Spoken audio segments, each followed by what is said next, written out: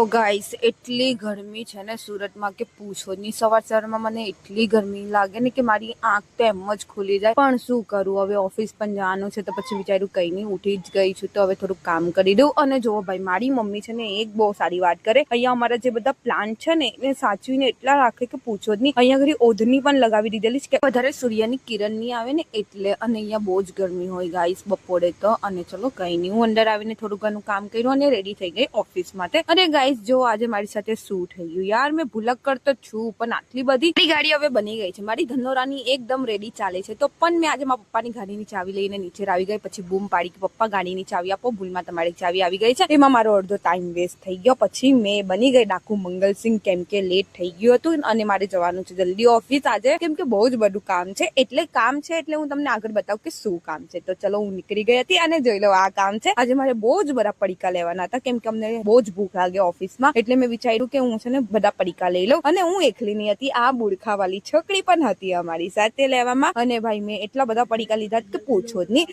હવે આ મેડમ ઉચકીને જાય છે તો હું એની બાજુમાં મારો વ્લોગ બનાવું છું। મેં કીધું કે હું થોડોક મારો વ્લોગ બનાવી દઉં, તો એમ કે હા ઓફકોર્સ બેન બનાવી લે, તારું તો કામ છે એ કરવાનું। પછી આવીને જો અમે પંચિંગ કર્યું અને ભાઈ બધો સામાન સમેટેલો છે। અને તમને તો ખબર જ છે કે મારી પાસે બહુ બધા પડીકા છે, તો હું ધીમે ધીમે એ પડીકાને અંદર મૂક્યા છે કેમ કે પકડાવાનું નહીં હતું ને એટલે। પછી અહીંયા આવીને ચૂપચાપ મૂકી દીધા। એ ગાઈસ 3 માળના દાદર ચડીને ઉપર આવવું કઈ પોસિબલ નથી યાર। મને અહીંયા આવીને એટલી ગરમી થાય પૂછો જ નહીં। મેં તો આવીને ડાયરેક્ટ કહ્યું કે ભાઈ એસી ચાલુ કરો અને 22-23 પર જ ચાલુ કરો ને હું એટલા પર એસી ચાલુ કરી દઉં। આ લોકો છે જે મને એસી ની આદત પાડી દીધી, મને ઘરે પણ નથી ચાલતું ગરમીમાં। અને જો લંચ ટાઈમમાં તો આજે અમારી પાસે આવેલો લાડુનો પ્રસાદ તો મેં બહુ બધો ખાઈ લીધેલો હતો। હવે મારી પાસે કામ છે એ મેં પટાયું। અને ભાઈ મારો આ BTS સીન છે, જેમ કે તમે કાલે મારા વિડીયો જોયા જ હશે તો આ એનો BTS સીન છે। આ બહુ બધા વિડીયો બધી બનાવવાના બાકી છે। અને પછી સાંજે ઘરે આવીને તો જો મારે મશીન ચાલુ કરવાનું છે કેમ કે ઓર્ડર છે એના માટે। તો પહેલું હું સાફ સફાઈ કરી દઉં મશીનની, કેમ કે ભાઈ આ બધું કરવા વાળી પણ મેં જ છું અને બગાડવા વાળી પણ મેં જ છું, તો કરવું પણ મને જ પડશે। પછી મેં બેસી ગઈ સાફ સફાઈ કરીને સીવવા માટે, કેમ કે મને હમણાં સીવીને આપવાનું છે એટલે। અને આ કાલે આપી ગયા હતા એટલે મેં વિચાર્યું કે કઈ આજે આપી દઉં। પછી મેં મમ્મીને કીધું કે શું બનાવવાના છે, મમ્મી કે તમે કે એ બનાવી દેવું, તમારે પછી ખાવું પડશે, તમારા એક તો નાટક નખરા બહુ છે। હા મેં કીધું કે હવે એ તો વધી ગયા છે, એ તો અલગ વાત છે। અને ભાઈ મારું કામ પટેલું 9:30 વાગે અને પછી મેં એડિટિંગ કરવા ઉપર ગઈ હતી ને એ પણ પટાઈને આવેલી હું 10:30 વાગે નીચે। અને પછી જોઈ લેવો ભાઈ